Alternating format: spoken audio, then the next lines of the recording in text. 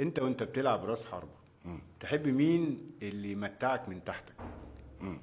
كابتن حازم امام ولا ابو تريكة؟ هما الاثنين لعيبه كبار، لكن حازم امام بجد لعيب اجمد بكتير. يعني بجد، يعني ابو تريكه كان لعيب كبير جدا، لكن حازم امام تحب الكره تجيله.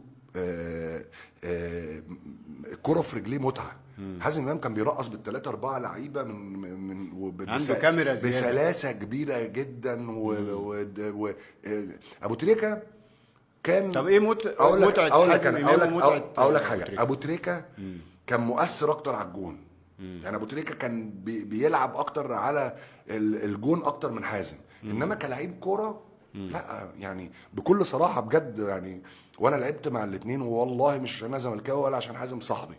مفيش مقارنه ما بين حازم امام وابو تريكه، يعني بجد حازم امام في ليفل تاني في الكوره.